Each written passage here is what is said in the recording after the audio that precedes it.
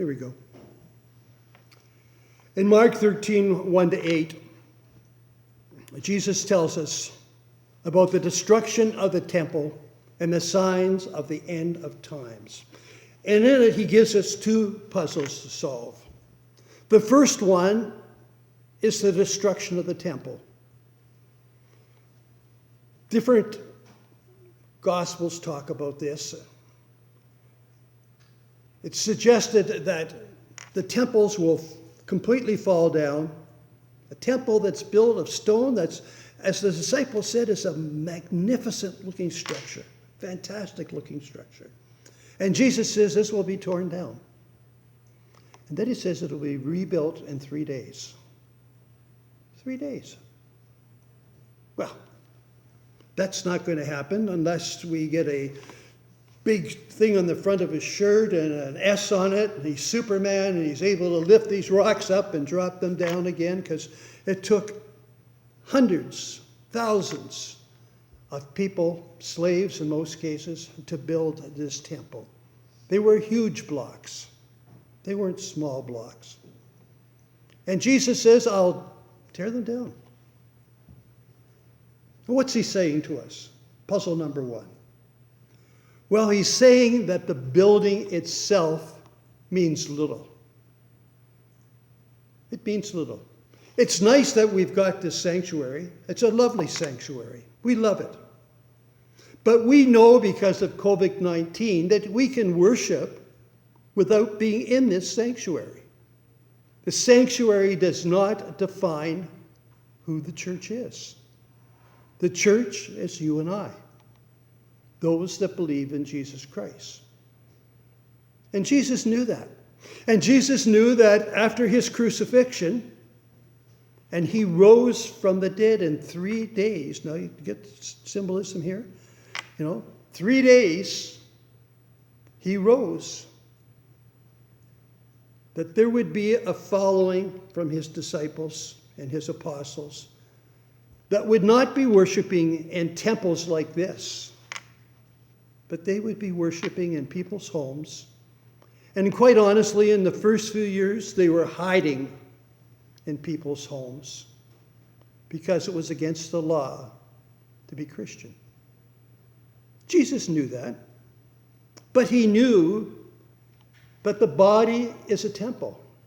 And he knew that his body was going to be crucified, torn down. And he knew that within 3 days, he would overcome the human body and rise again. He knew that.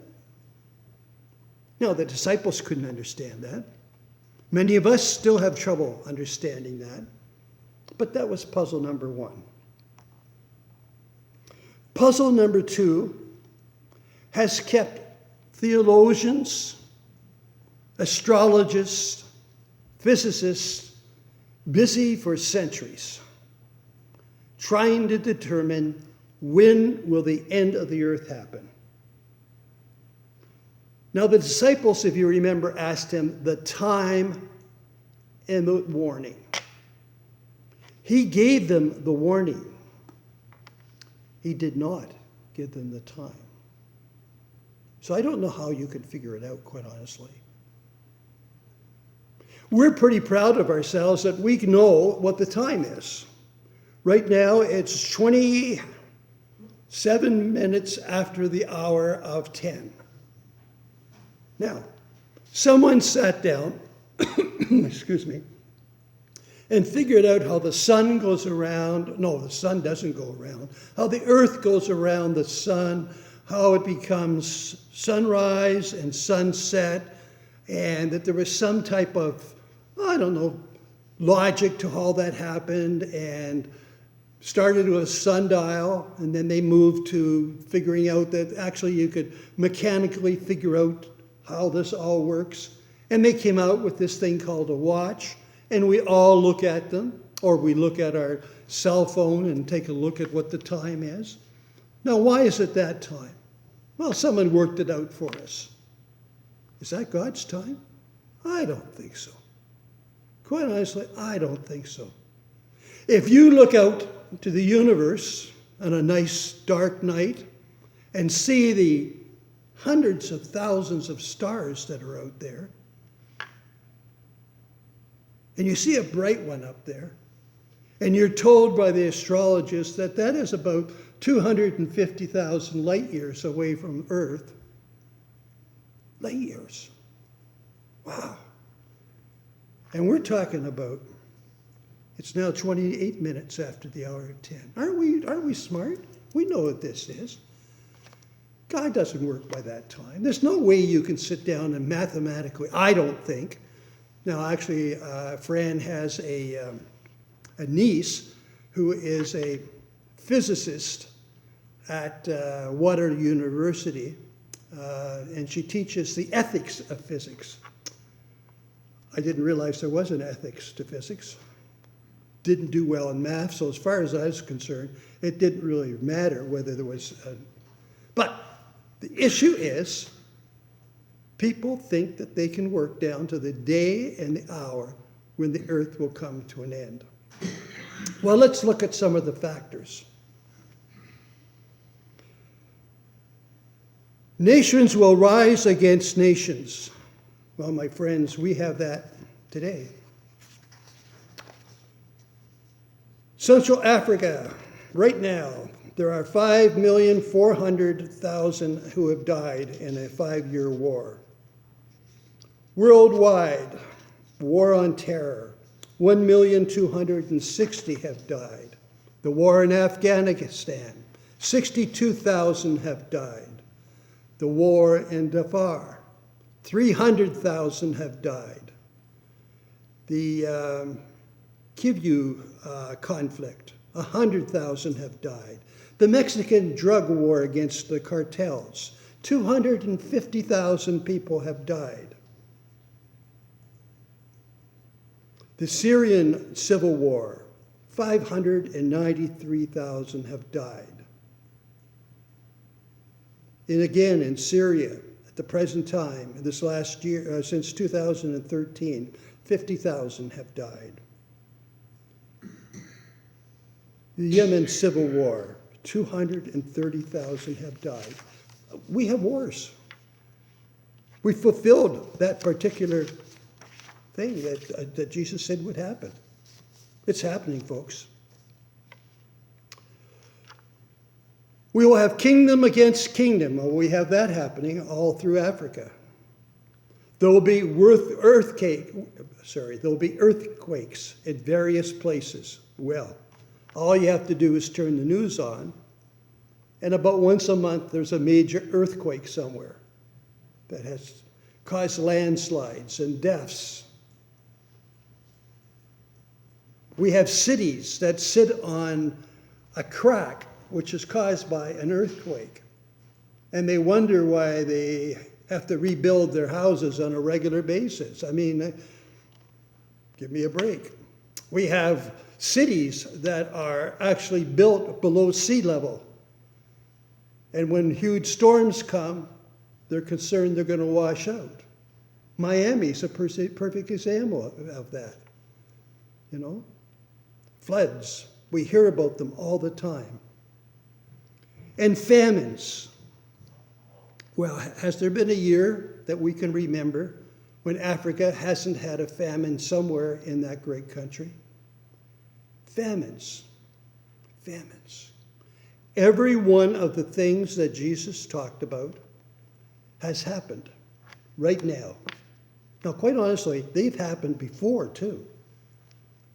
There just hasn't been as good a record keeping as there is today.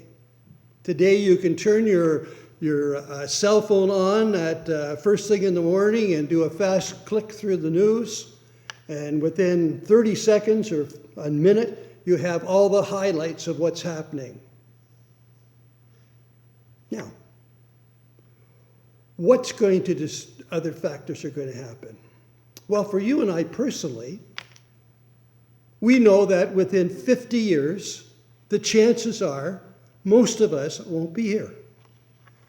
There will be for us an end of the world. But that doesn't mean that the end of the world is going to stop because Keith is no longer here. I like to think that's going to happen, But that's not going to happen. The world will just continue on, and someone else will step in and do a great job.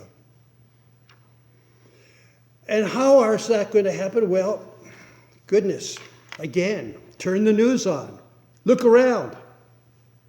Car accidents. Have you ever thought when you're driving the car, I wonder what that person driving towards me is like? Has that person been drinking today? Has that person got a medical issue that I should be concerned about? And the car goes whipping by, and another car goes whipping by, and you think to yourself, there's no way I can get out of the way. And we know that. We've all had experiences where friends or family have died in a car accident. Sad. Sad. Juanita and I were talking before the service, and there isn't a day that you can turn the TV on, watch the evening news, and not hear about at least one murder, if not multiple murders in Toronto. Toronto the good. My goodness, I look back and there was back in the 50s and 60s, if they had more than 12 or 14 murders in a year, they thought they were facing the end of the earth. We're doing it to ourselves, folks. How about volcanoes erupting? Golly, it was just a couple of weeks ago that I turned the TV on, and there was a volcano that was erupting, and they were moving off the island. And I thought to myself, why would you live on that island if you know there's a live volcano? But anyways, it's, I understand, a great retreat area, and people love it, and has great beaches when the asphalt from the lava from the volcano isn't running down on you. Severe storms, hurricanes, and tropical storms cause flooding and landslides and devastation and starvation and death. Last year was one of the worst fire force in the world. California lost hectares and hectares. I can't even tell you the number of trees that went down. British Columbia, Northern Ontario, huge forest fires.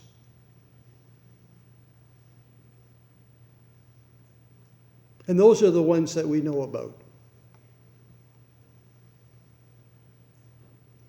In that case, it destroys not only the trees, it destroys the animals. And in our case, and in Canada, a couple of small villages were completely wiped out.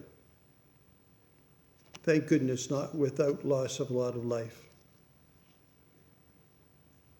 You folks up here have experienced hurricanes, where the wind turned into cyclone-type tornadoes, and actually it went down and took off farms and whatnot in this area, wiped them out. With no decision about where it's going to go, it kind of bounces. Hit London when we were living in London, and my controller at the time lived on a street, and the street was hit. And there was 5 houses on his street that were completely wiped out. And his house sat untouched. A few shingles came off, but that was it. It's incredible that those things can happen. We're told that the coral reefs in Australia are dying, and that the other reefs around the world are dying. We heard the results of the conference in Scotland, where 200 countries couldn't come together to make a definitive statement that coal shouldn't be burnt. They had to water it down to the extent that it says something like,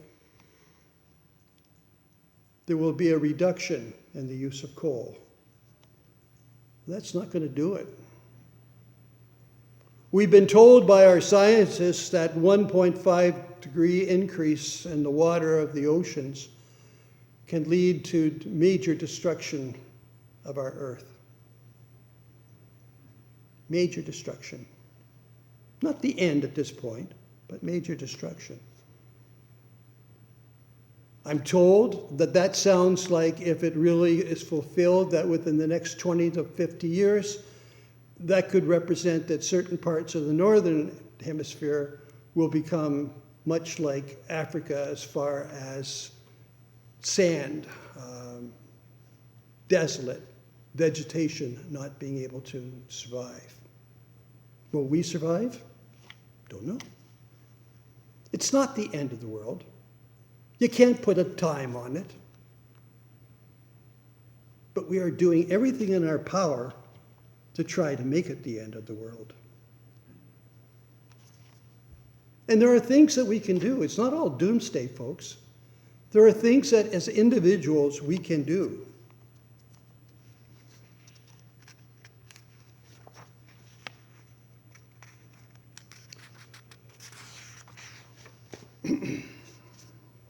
Some of them are pretty simple, and I'm to blame as much as anybody. I was not brought up in a farm, so some of you likely already know this. I was brought up in Scarborough and then in all series of other urban areas. And when I brush my teeth, I turn the water on and I do the brushing and I rinse it off and I brush it again and I rinse it off. And I let it run, and then I wash my hands, and wash my face, and I let it run. That's a lot of water. A lot of water that we've lost. And water is very precious. If you grew up on a farm and had a well, you knew you didn't do that. I was visiting some people and staying overnight, and I left the water running as I was doing some of my toiletry. And the woman of the house said to me very nicely, she says, we're on a well, Kate. You've got to kind of conserve the water. I thought to myself, I should be doing that. Today, as I was getting ready to come here, I thought to myself, I'm going to be talking about this. And I turned my water on, I got my toothbrush set, and I turned my water off. And I brushed my teeth, and I turned the water off and on, and I did it, and turned it off. And I thought, well, that's not too hard. But can I do it on a regular basis? I don't know. But it'll save a lot of water. A lot of water. So that's one thing. Can we buy things that aren't plastic? Is that something we can do? I think we can work on it. It's pretty hard today because everything's packaged in plastic, especially foods. And if you've watched the National Geographic Channel or any of the channels, you'll know there's a section in the South Seas that are hundreds of miles of nothing but floating plastic. Just floating plastic. It's so big that I read a report on the United Nations saying that it would take the economy of a small country to clean up this mess, if it can be cleaned up. And we've done that over the years. I've done that when I was younger. You'd be at the beach, you'd drink a Coke, and you'd throw it out and let it float. Why put it to the garbage can that was up, 20 paces north? We didn't do that. It was big water. We can do those sorts of things. But these are simple things we can do. We can plant trees. If you've got land, plant trees. Trees take out a tremendous amount of carbon out of the air. We've got land around here. Should we be planting a few more trees as our contribution? I don't know. It makes it more difficult for the person cutting the grass, that's for sure. But is it making it more difficult, better than, or worse than having some of our air turn to carbon? Jesus gave us some directions, but he did not give us a time. The other thing that he talked about in this is the fact that he'll be coming back. And that is something that we can work on, look forward to. And are we ready? That's the question you have to ask yourself. Are we ready to meet Jesus? In the name of the Father, Son, and Holy Spirit. Amen.